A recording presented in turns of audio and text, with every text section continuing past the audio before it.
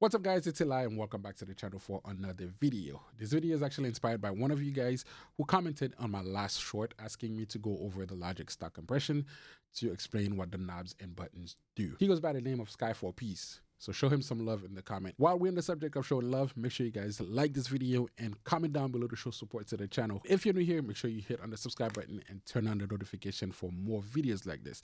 And this is the second time I'm filming this video, so you guys better blow it up. Here's another way that you can help to support the channel. Head over to my website at elirodmusic.com. This is how you can get in contact with me for anything music related, whether you needed lessons or you needed services. That is how to reach me. And also my Amazon affiliate link is going to be down in the description. Make sure you use it to purchase anything that you want, regardless of what it is, whether it was music related or everyday items that you need. You're not going to pay anything extra for it, but we do get a little kickback based on what you purchase, and we can reinvest that back into this channel so we can make more videos for you guys. So win-win for everyone. Use the link. Now, right back into this video. So the Logic stock compressor is probably the most versatile compressor that I have ever used, stock plugin or purchase. This thing has a lot to unpack, so let's get right into it because I don't want to make this video too long. All right, so right off the bat, we can already see that this compressor has a lot to unpack, starting with the different flavor options that it has. Now, I'm not gonna be able to go over each flavor option and what they do. However, I just wanna show you guys what the options are. All right, starting with the standard compression is called Platinum Digital. Essentially, that's the clean version and it's very transparent. So that is what the compressor loads with. So every time you load this compressor, that's what it's gonna show up with. And next, we have the Studio VCA. This one is very punchy and it sounds very modern. So if you're looking for something to add punches to your mix, then this is the one that I would use. Following that, we have the Studio FET. I'm pretty sure you guys can already see this is an 1176 emulation, the blackface. This one is aggressive. This is the one that I would use if you want something to add character to your mix. And then following that, we have the Classic VCA, Vintage VCA, and the Vintage FET. All right, all these are great options to use. Play around with the different flavors and see which one you like. And last but not least, we have the Vintage Opto. This one, I think it might be in LA2A emulation. I'm not sure because it has a lot more features than you have on the LA2A. However, this one is very musical and smooth. So this is perfect for vocals. In anything that you don't want to hear the compression, but you want it to be smooth. Vintage Opto, I think that's a good option for that. Back to the Platinum Digital, because this is the one that we're going to be using today. And I'm going to show you how it works and what each of the knobs do. And also for this video, I am not using the meter view that it loads with. I'm using the graph view because I want you guys to see what's actually happening every time you change a setting on here. Without any further ado, let's jump into the different settings and let's see what happened. Starting with the input. The input essentially drives the signal into the compressor. Now, real quick, I want to talk about how the threshold and the input actually work together, right? Because some compressors don't have a threshold that you can control. They have an input gain like the 1176, or some compressors don't have the input gain, but they have a threshold. Essentially what that means is if it has an input gain and it doesn't have a threshold, is that this compressor has a set threshold, which means you cannot change the threshold. So you drive the input into it so you can start getting compression. On the other side of that, when it doesn't have an input gain and it only has a threshold, while you can't drive the input into the threshold to start getting compression, you can use the threshold to bring it down to the input gain or up, depending on how hot your signal is, to get the desired compression amount. The makeup gain and the output gain kind of do the same thing, but in a case where a compressor has both, they are here for different purposes.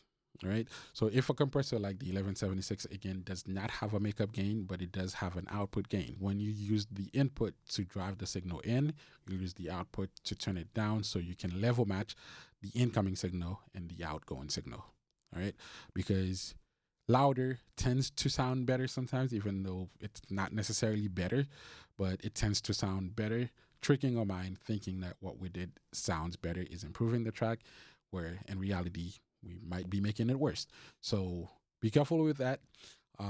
Use your output gain to level match the outgoing signal to the incoming signal. The makeup gain on the other side of that, it's there to help you make up whatever you're losing when you're getting compression done, right? So as you compress, you are turning down the signal, so you use the makeup gain to make up that difference, right? So if your signal incoming is peaking at -12, then you want your output signal to be peaking at -12 as well. Now, moving on to the metering section, right? We have the meter section. This is what the compressor loads with, but I put it on the graph section today because I want you guys to see. But essentially, these two views allow you to see how much compression that you're getting. Which one you should use, it doesn't really matter, as long as you are able to monitor what you're actually doing. I'm using the graph mode today to show you guys what's actually happening. Now, moving on to the actual knobs, and let's talk about what they do. Now, the threshold is essentially, it's your ceiling, right? It tells the compressor when to compress. That's pretty much what it does. It essentially tells the compressor, as soon as the incoming signal goes over this line, stop compressing. There's not much more to it. The more compression you want, the more you turn the threshold down. The ratio essentially tells the compressor how much to compress by. Where the threshold tells the compressor when to start compressing, the ratio tells it how much to compress by, right? We have low ratio that we'd want to use for something smooth, like we'd use that on vocals. And then we have a high ratio that we'd use for something aggressive, right? Like parallel compression, I would use like a very high ratio. So to kind of show you how these two work together, I'm going to play this track real quick with the compressor on the drum bus to show you what I'm talking about with the threshold and the ratio. All right. So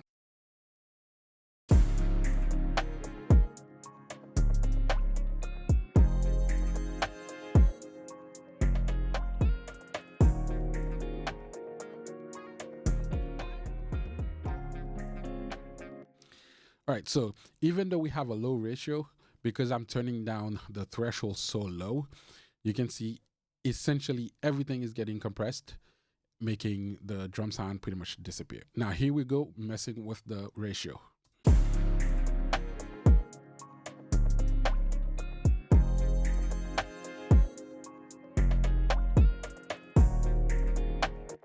All right, real quick, you'll notice that even though we're not getting a lot of compression done, but the compressor is acting a lot more aggressive with the higher ratio.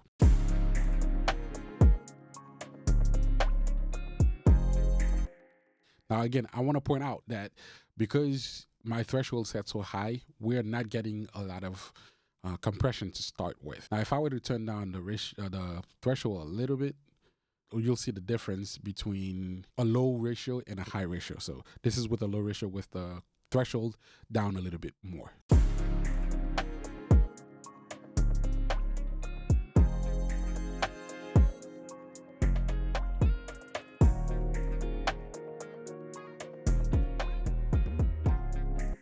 Now you can hear the difference when I have like the 30-1 ratio set, where the drum is basically being squashed at this point, right?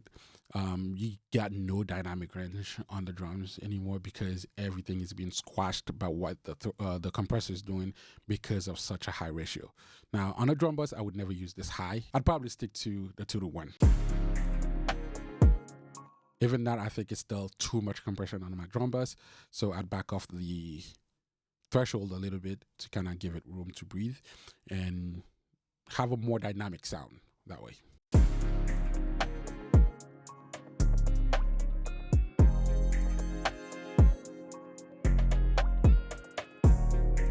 Moving on to the knee. Essentially what the knee does is tell the compressor how smooth or hard to attack. Essentially, with a soft knee, it attacks more smooth, or with a hard knee, it attacks very aggressive. Let's see what the two sounds like and see the difference. All right, so we're gonna start with a soft knee. I'm gonna go to the softest knee. As you can see, all the way up makes this line basically more of a curve, where all the way down makes it more rigid. So essentially with a hard knee, the compression comes out of nowhere. Soft knee, you see it coming and you can move with it and allowing the impact to be less aggressive. Let's hear it. I'm gonna start with a soft knee and I'm gonna get to a hard knee.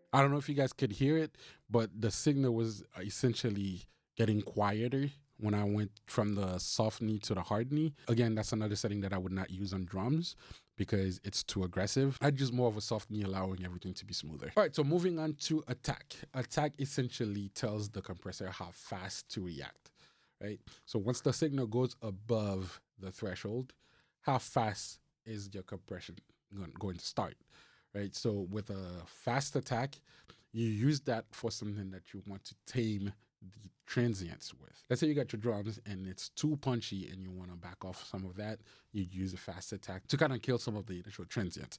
Where if you want it to be more punchy, you'd use a slower attack to allow the initial hits to come through and then for the compression to start, making it a little bit more punchy that way. All right, so let's hear it. I'm gonna start with the slowest attack, and we're gonna go to the fastest attack, and then find something in between that we like.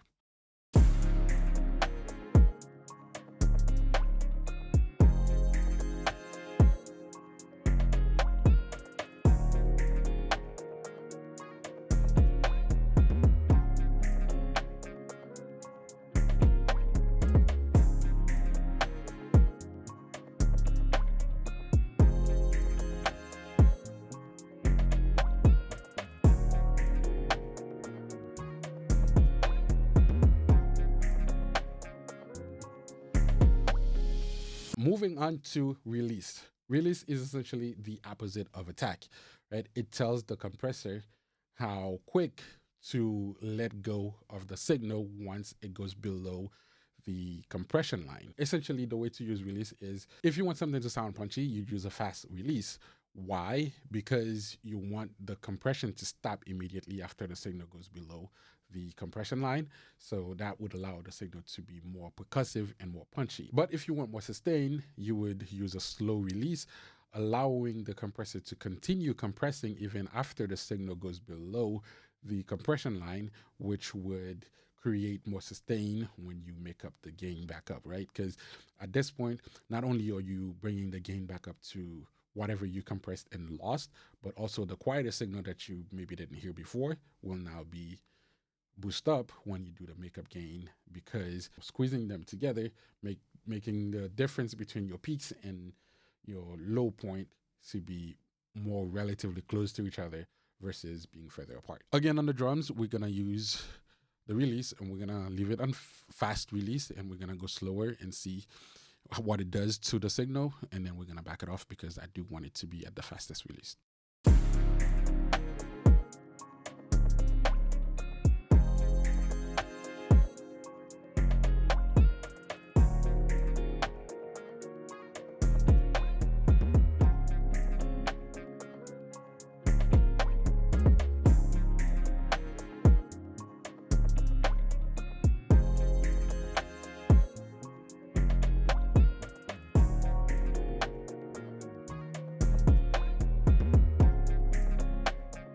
Hopefully you guys could actually hear that, especially on the low end for the 808 and the kick drum. With the slow release, this sounded a little bit more sustained, right? A little bit longer.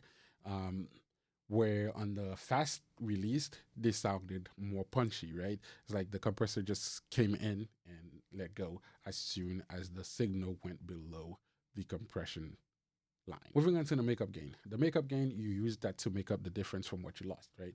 When you're compressing, you lose signal, so you use the makeup gain to bring that back. So you can have the signal that's leaving the compressor to be at the same level as what was coming in. You'll notice on this compressor, it has this auto gain section, right? The auto gain section, essentially, if you have it turned on, you have these two options that you can select, 0 dB or -12. Depending on which one of those you have turned on, as you can see, the graph actually moves. So it's essentially making up the gain for you, so you don't have to do anything. Now, it's not always accurate, so I like to have it off and do the makeup gain myself. Because I'm not doing a lot of compression, you can see I only have 1.5 dB of gain of makeup. For this example, I'm gonna bring back my makeup gain so you can hear the difference with it off. So this is the signal coming in.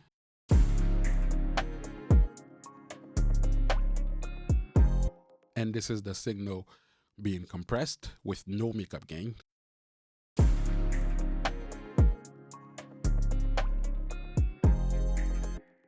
Again, I'm not doing a lot of gain reduction, so it sounds relatively the same.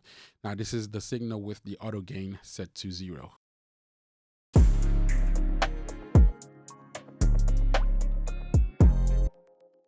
A lot louder than what was actually coming in, right? You don't want that, because this would typically make you think that it sounds better when in reality it's not better, it's just louder, right? We don't want that. We want to make sure that what's leaving the compressor is relatively close to what was coming in. And now this is the backup gain at minus 12.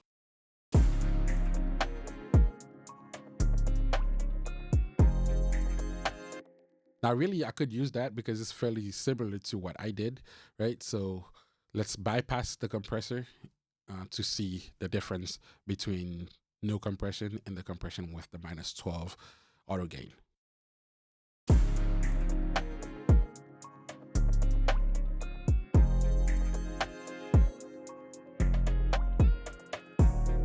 I'm gonna turn off the auto gain and I'm gonna do the auto gain, the makeup gain myself. Now, one thing to pay attention to is where your signal is picking at coming in.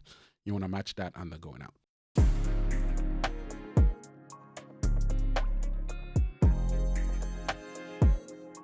And because I'm not really doing a lot of gain reduction, you can see they're relatively close. It's right around minus 6. So I'm just gonna make up gain to get it more stable on the 6 here.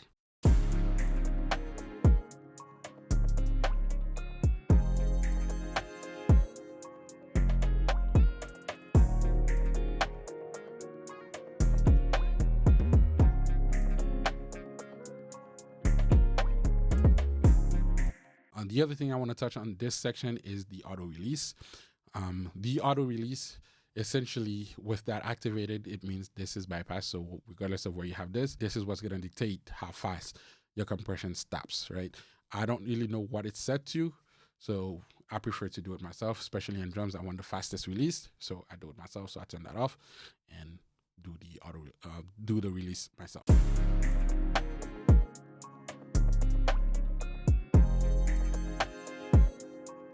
And as you can see by this little bar that happens here, as soon as the signal goes below the compression line, it disappears.